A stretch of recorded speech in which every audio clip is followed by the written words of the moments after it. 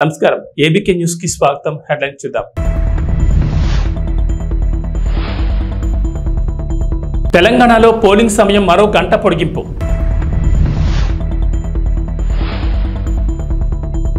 ఏపీలో మద్దతుగా ఎన్ఆర్ఐలు ప్రచారం.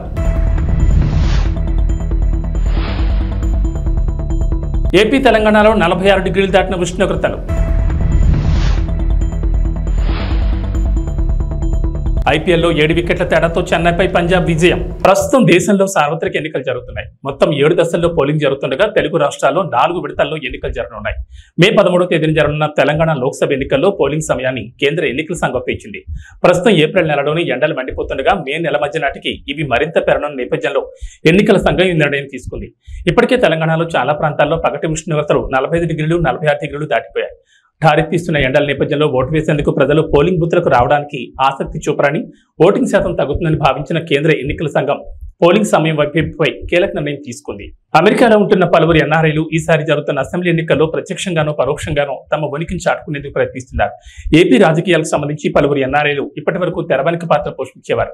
తమకు నచ్చిన రాజకీయ పార్టీలకు ఆర్థికంగా సహాయం చేస్తుండడం, విదేశాల్లో విరాళాలు సేకరించడం, సాంకేతిక సహాయం లాంటివి అందిస్తూ వస్తున్నారు.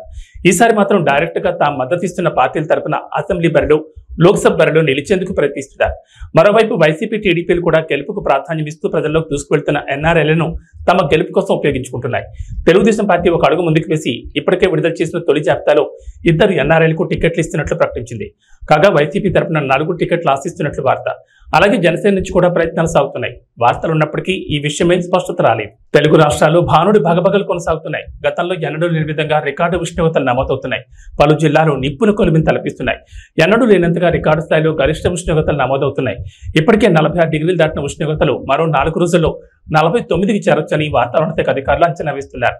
ఈ నెలాఖరు వరకు వడగాల్పుల తీవ్రత కొనసాగుతుందని హెచ్చరిస్తున్నారు. రికార్డు స్థాయిలో ఏపీలో ఎండలు రికార్డు స్థాయిలో నమోదవుతున్నాయి. రోజు రోజుకి ఉష్ణోగ్రతలు పెరిగిపోతుండటంతో ప్రజలు బెంబేలెత్తిపోతున్నారు. మధ్యాహ్నం బయటకు రావాలంటే జంకిపోతున్నారు. బుధవారం పల్నాడు జిల్లా కొప్పనూరులో అత్యధికంగా 46.2 డిగ్రీల సెల్సియస్ ఉష్ణోగ్రత నమోదైంది. తిరుపతి జిల్లాలోని మంగనెల్లూరులో 46, ఎన్టీఆర్ జిల్లా చిల్లకరలో 45.8 డిగ్రీలు, నంద్యాల జిల్లా బనగానపల్లి, నెల్లూరు జిల్లా మరిపాడులో 45.7 డిగ్రీల ఉష్ణోగ్రతలు ప్రజలకు ఆందోళన గురి చేస్తున్నాయి. దక్షిణ చైనాలోని గ్వాంగ్డాంగ్ రాష్ట్రంలో బుధవారం ఓ హైవే రోడ్లో కొంత భాగం కుప్పకూలిపోవడంతో 19 మంది మృతి చెందారు. స్థానిక మీడియా తెలిపిన వివరాల ప్రకారం గ్వాంగ్డాంగ్ ప్రావిన్స్ లోని మీజౌ, డాబు కౌంటీ నగరాల మధ్య ఉన్న రోడ్లో కొంత భాగం బుధవారం తెల్లవారుజామున 2 గంటల 10 నిమిషాల ప్రాంతంలో కూలిపోయింది. ఈ ప్రమాదంలో రోడ్డుపై ప్రయాణిస్తున్న 18 వాహనాల్లోని 49 మంది ప్రయాణికులు తీవ్రంగా గాయపడ్డారు. స్థానికులు, అధికారులు వెంటనే స్పందించి దాదాపు 500 మంది సిబ్బందితో రెస్క్యూ ఆపరేషన్ నిర్వహించారు. ప్రపంచంలోని most successful movie series Harry పోటర్లోని అందమైన కోట గుర్తుందా? అదేనండి, మ్యాజికల్ స్కూల్. అచ్చం అలాంటి భవనమే ఉక్రెయిన్లోని ఒడిస్సా నగరంలో ఉంది. ఇప్పుడు అది రష్యా ఉక్రెయిన్ యుద్ధంలో భాగంగా ధ్వంసమైంది. ఉక్రెయిన్లో ఉన్న అత్యంత సుందర భవనాల్లో ఒకటైన ఈ విద్యా సంస్థ భవనంపై రష్యా క్షిపణితో దాడి చేసింది. ఈ దాడి జరిగిన వెంటనే అధికారులు సంఘటనా స్థలానికి చేరుకుని సహాయక చర్యలు చేపట్టారు. సగటు మనిషి కోసం ప్రాణాలకు తెగించి ఒక నయవంచకుడు, గోండా, ఒక దోపిడీదారుడిపై పోటీ చేయడానికి మీ గళమై గుండు చెప్పడి ఇక్కడ ఉన్నా అంటూ సీఎం జగన్ ఉద్దేశించి జనసేన అధినేత పవన్ కళ్యాణ్ విరుచుకుపడ్డారు. నాన్నలేని బిడ్డను ఒకే ఒక ఛాన్స్ ఇవ్వండి అని జగన్ అడిగితే అంతా ఇచ్చారు. ఆ ఒక్క ఛాన్స్ అయిపోయింది, ఇక చాలు. సంపూర్ణంగా రాష్ట్రాన్ని ఎలా దోచేశారో చూశారు. ఈసారి మీరు ఛాన్స్ ఇచ్చుకోండి. మీ భవిష్యత్తును మీరు నిర్ణయించుకోవడానికి ఒక ఛాన్స్ తీసుకోండి అంటూ ప్రజలు పిలుపునిచ్చారు. అనకాపల్లి జిల్లా అచ్యుతాపురం, పెందుర్తి, డాక్టర్ బిఆర్ అంబేద్కర్ కోనసీమ జిల్లా మండపేటలో బుధవారం నిర్వహించిన వారాహి విజయబేరి సభలో ఆయన ప్రసంగించారు. జోగేశ్వరరావు గారికి, లీలాకృష్ణ గారికి, కోనసీమ పార్లమెంట్ అభ్యర్థి జిఎం హరీష్ గారికి, మా జనసేన నాయకులందరికీ, బండారు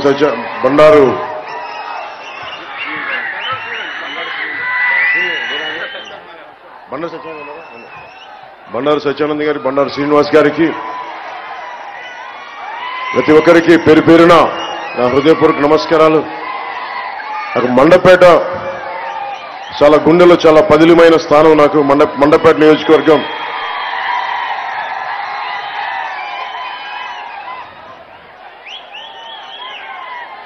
ఈరోజు మేడే సందర్భంగా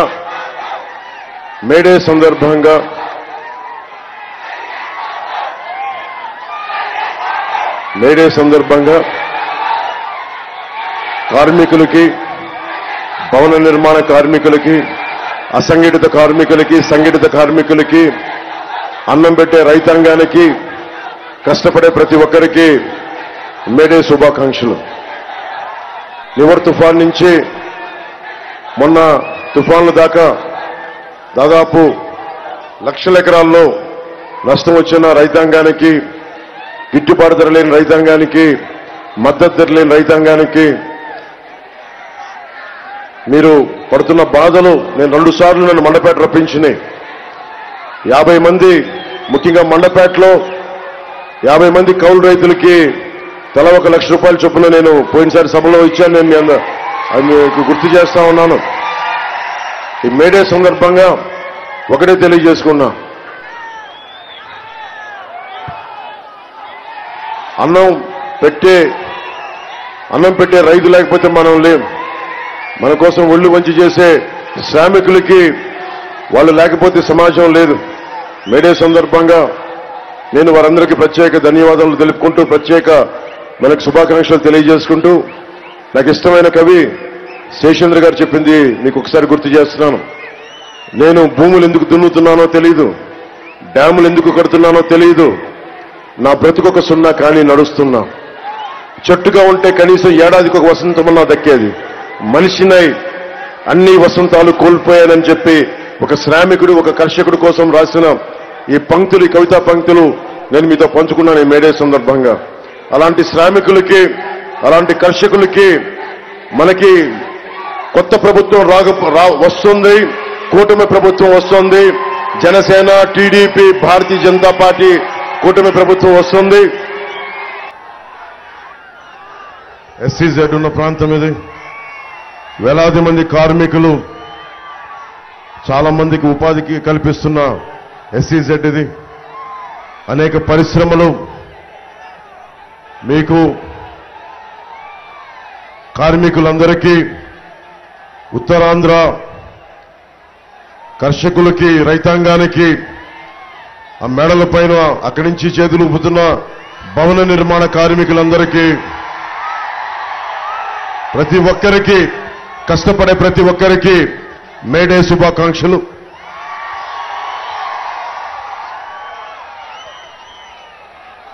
నువ్వేమో నా ప్రాణం అని చెప్తున్నావు, మీరు నా ప్రాణం అని చెప్తున్నావు. శేషేంద్ర గారు నాకు ఇష్టమైన కవి. మేడే అంటే కర్షకుల గురించి, శ్రామికుల గురించి మాట్లాడతా, ఉత్తరాంధ్ర నుంచి వలసలు వెళ్ళిపోతా ఉంటారు. భవన నిర్మాణ కార్మికులు దేశమంతా కష్టపడుతూ ఉంటారు. ఉత్తరాంధ్ర భవన నిర్మాణ కార్మికులు, వారి గురించి, కర్షకుల గురించి, శ్రామికుల గురించి ఆయన అన్న మాటలు తెలియజేస్తాను. నేను భూములు ఎందుకు దున్నుతున్నానో తెలియదు, డ్యాములు ఎందుకు కడుతున్నానో తెలియదు, నా బతుకొక సున్నా కానీ నడుస్తున్నా. వేళ్లు కాళ్ళై నడిచే చెట్టు మనిషి. చెట్టుగా ఉంటే ఏడాదికి ఒక వసంతమన్నా దక్కేది. చెట్టుగా ఉంటే ఏడాదికి ఒక వసంతమన్నా దక్కేది. కానీ మనిషినై అన్ని వసంతాలు కోల్పోయానని, మనకి ఉపాధి అవకాశాలు లేని, కండలను కరిగించి శక్తిని ధారపోస్తున్న సమాజానికి శక్తిని ధారపోస్తున్న శ్రామికులు, కర్షకులు ఛిద్రమైపోతుంటే వారి గురించి రాసిన మాటలు. వారి అందరికీ నేను అచ్యుతాపురం జంక్షన్ నుంచి రాష్ట్రం మొత్తం కార్మికులకి, కర్షకులకి, కష్టపడే ప్రతి ఒక్కరికి మేడే శుభాకాంక్షలు తెలియజేసుకుంటున్నాను. గాజు పగిలే కొద్దీ ఏమవుతుంది? గాజు పగిలే కొద్దీ ఏమవుతుంది? పదునెక్కుద్ది. దశాబ్దంగా నలుగుతా ఉన్నాం, దశాబ్దంగా దెబ్బలు కొడతా ఉన్నారు. మన గ్లాసుని బద్దలు కొట్టే కొద్ది ఇంకా పదును తేలుతా ఉన్నాం మనం.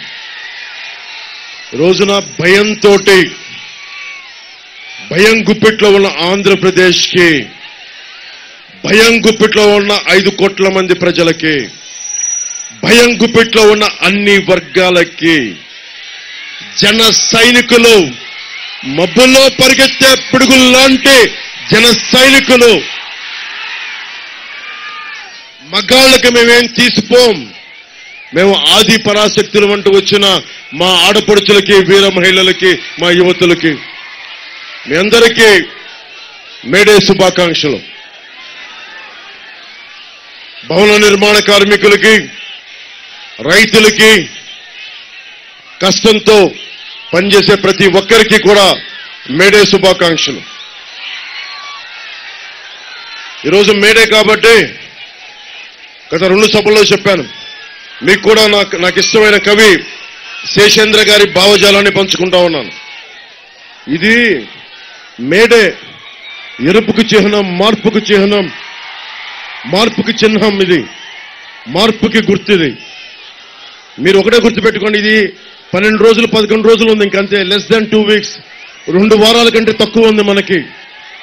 మీ భవిష్యత్తుకి, యువతరానికి, ఆడపడుచులకి, వచ్చే తరం మీది, మాది కాదు, వచ్చే తరం మీది.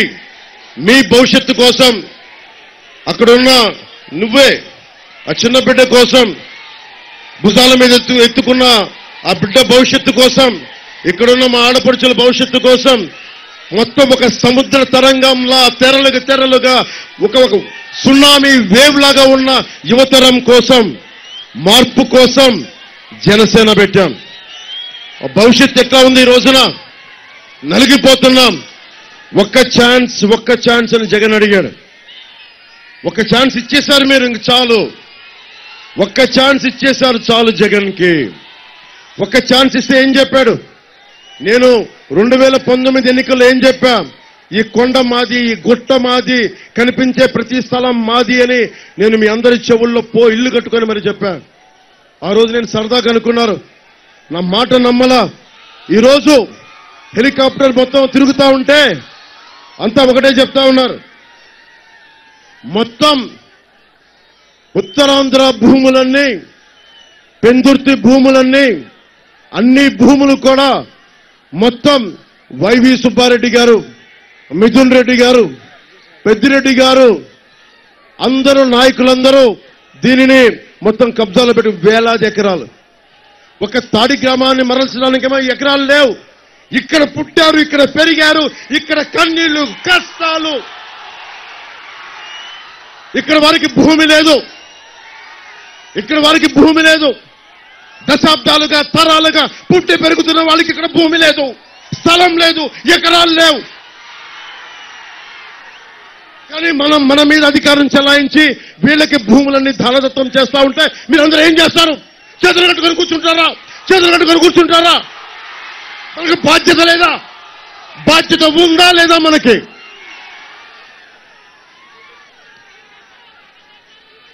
వైసీపీ ప్రభుత్వం 3 కబ్జాలు 6 సెటిల్మెంట్లతో ఉంది. వైసీపీ ప్రభుత్వం 3 కబ్జాలు 6 సెటిల్మెంట్లు. ఏ మూలకెళ్ళు ఇదే మాట. అన్న మా ఆస్తులు దోచేశారన్నా, జనవాణి కార్యక్రమంకి వెళ్తే మా పంచగ్రామాల సమస్య కుదరదు, కానీ ఇన్ని వేల మంది పనున్న పంచగ్రామాలకి కుదరదు, కానీ సింహాద్రి అప్పన్న భూములు మట్టుకు ప్రైవేట్ వ్యక్తులకి దానదత్తం చేస్తారు. ఎవరో మాట్లాడతారు ఇది? ఒక్క పంచకల రమేష్ గారు మాట్లాడలేరు, ఇది సీఎం రమేష్ గారు మాట్లాడలేరు.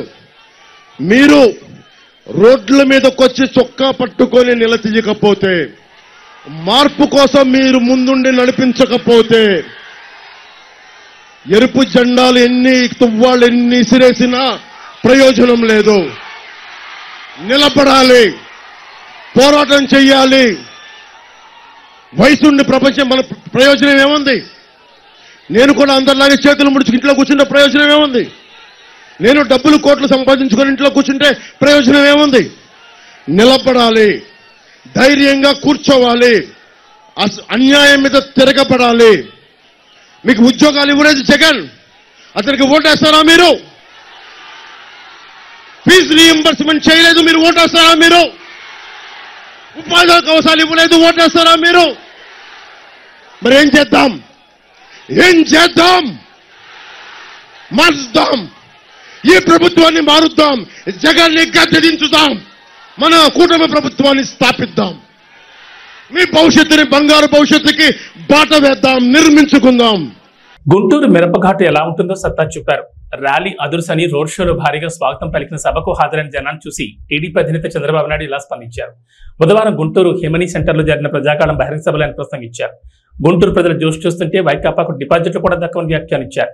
నగరంలో పేదలకు పట్టాలిచ్చి ఇళ్లు కట్టిస్తామని హామీ ఇచ్చారు. ఈ రాష్ట్రం బాగుండాలంటే వైకాపా నుంచి విముక్తి కల్పించాలని పిలుపునిచ్చారు. ఈరోజు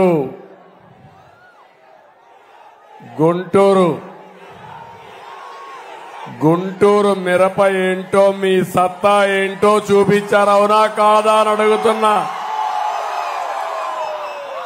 ఈరోజు గుంటూరు ర్యాలీ అదర్స్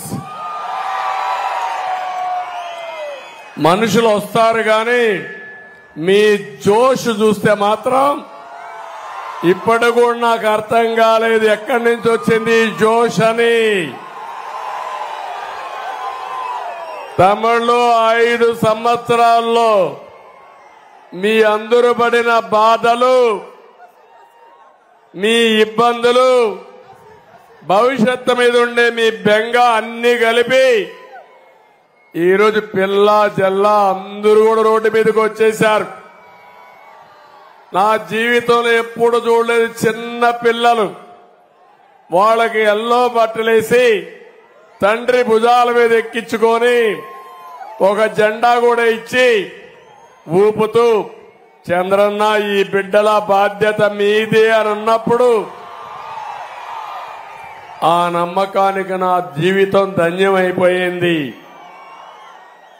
ఏ నాయకుడైనా బతికేది నమ్మకం కోసమే బతుకుతాం, అవునా కాదా అని మిమ్మల్ని అడుగుతున్నా. ఏదైనా సంపాదించచ్చు కానీ నమ్మకాన్ని పోతే ఆ నాయకుడు మళ్లీ మనుగడ సాధించలేరు.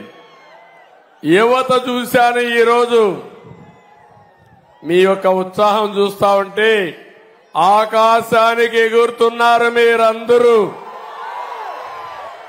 ఇకపోతే మా ఆడబిడ్డలు చూశాను, మగవాళ్లేనా మేమేం తక్కువ అని ఆడబిడ్డలైతే రోడ్డు మీదకి వచ్చిన విధానం చూస్తే జెండా పెట్టుకొని మగవారితో సమానంగా పోటీ పడి నడిచారంటే నాకు అనిపిస్తుంది చూసిన తర్వాత ఈ సైకో పార్టీకి డిపాజిట్లు కూడా రావు.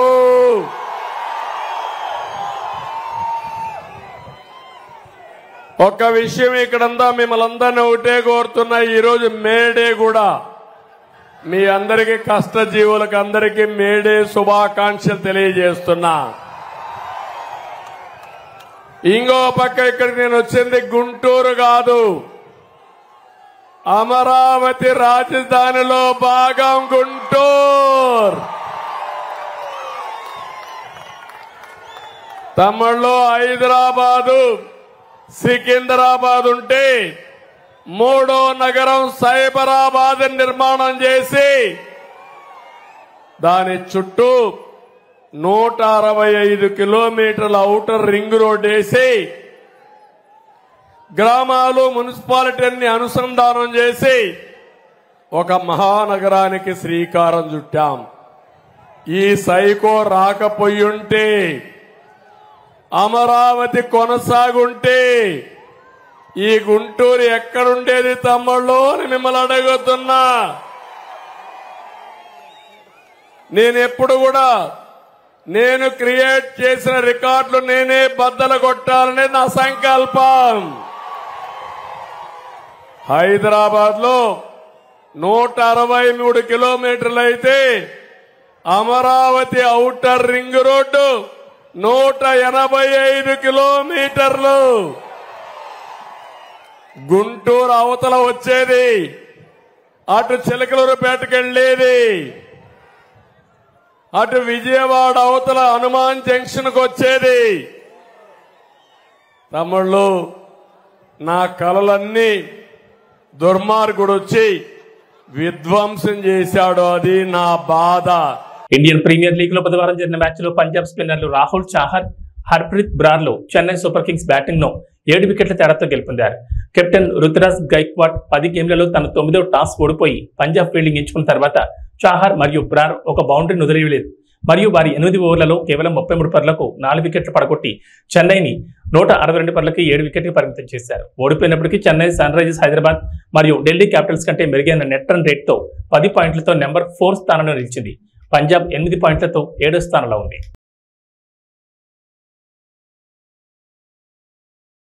ఇవి బులెటిన్ విశేషాలు. నమస్కారం.